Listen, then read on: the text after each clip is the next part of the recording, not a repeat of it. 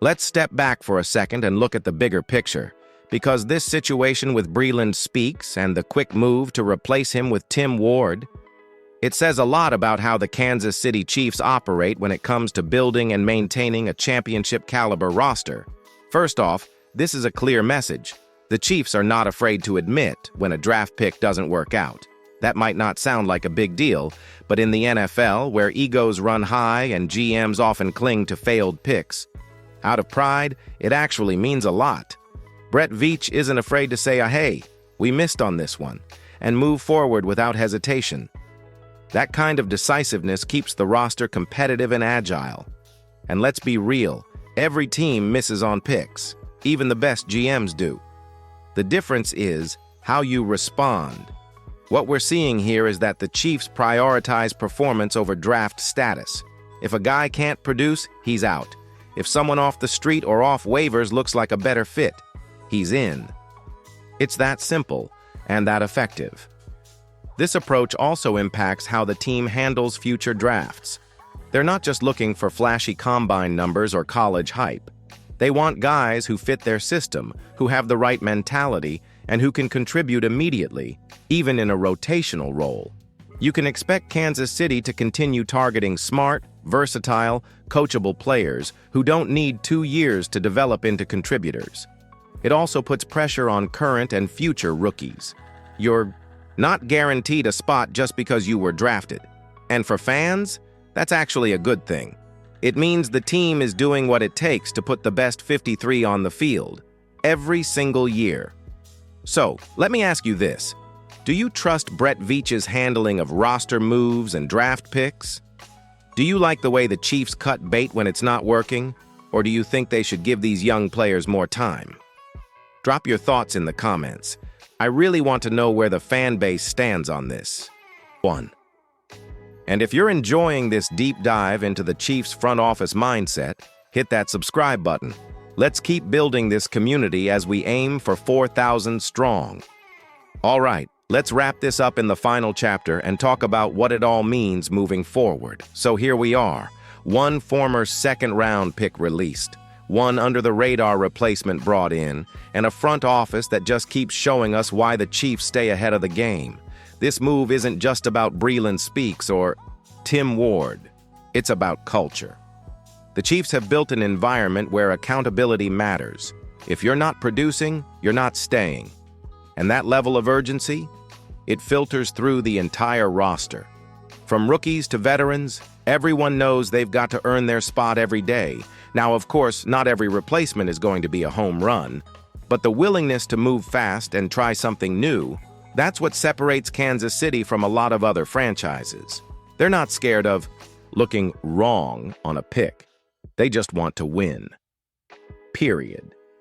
And hey, let's turn this to you now. After seeing how the Chiefs handled this situation, what do you think it means for the season ahead? Do you believe Tim Ward can make a real difference? Are you confident this team is built to absorb these kinds of changes and keep moving forward? Drop your predictions in the comments. I want to hear what you expect from this defense and how you think this roster shuffle plays into the bigger picture. And if you stuck with me this far, first of all, thank you. You're what makes this channel special. If you haven't already, help us hit that 4,000 subscriber goal by clicking that subscribe button and turning on notifications. We've got a ton more Chiefs content coming your way all season long.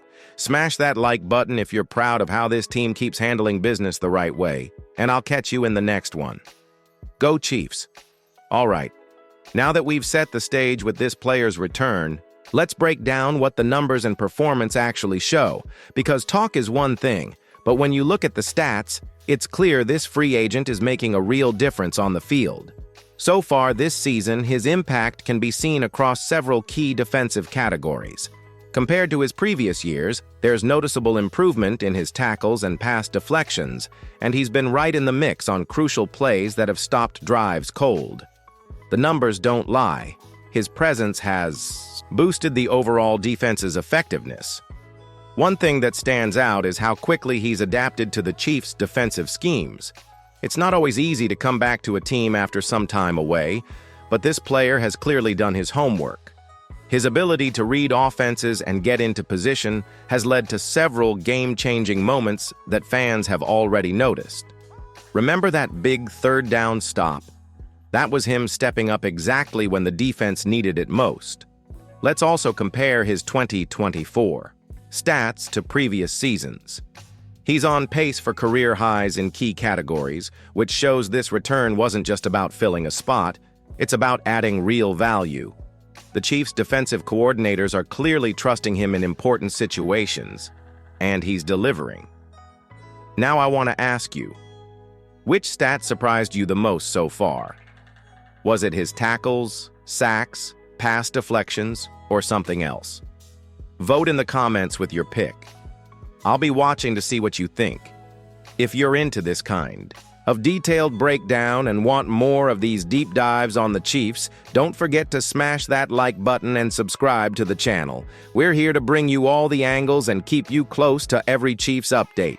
Now, let's talk about something that really matters. The way this player's return has shifted the Chiefs' defensive strategy. It's one thing to have good individual stats, but it's another when your presence actually changes how the whole defense operates. And that's exactly what's happening here. This guy brings more than just skill. He brings leadership. From the locker room to the field, his experience helps organize the defense and keep everyone on the same page. The coaching staff has noted how his communication and instincts allow the team to adjust quickly during games. That kind of veteran presence is invaluable, especially in high-pressure situations.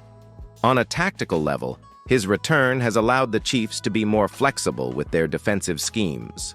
They can now dial up different blitz packages or coverage looks that weren't as effective before. Opposing offenses have to think twice when he's on the field, because he's a player who can disrupt plays and force mistakes. His impact also goes beyond just physical performance. The morale boost he brings to the defense has been noticeable.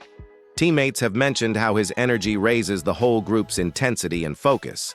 When a player like that returns, it's like the entire defense gets a second wind.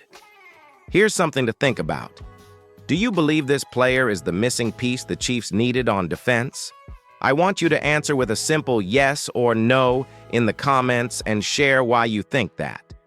Let's get some good discussion going. And hey, if you appreciate these insider takes and want to be part of this Chiefs community, make sure you subscribe to the channel. That way, you'll never miss any analysis or breaking news. Now that we've looked at the player's return and how it's changing the defense, let's zoom out a bit and see what this means for the Chiefs' bigger goals this season. The Chiefs aren't just playing to make the playoffs.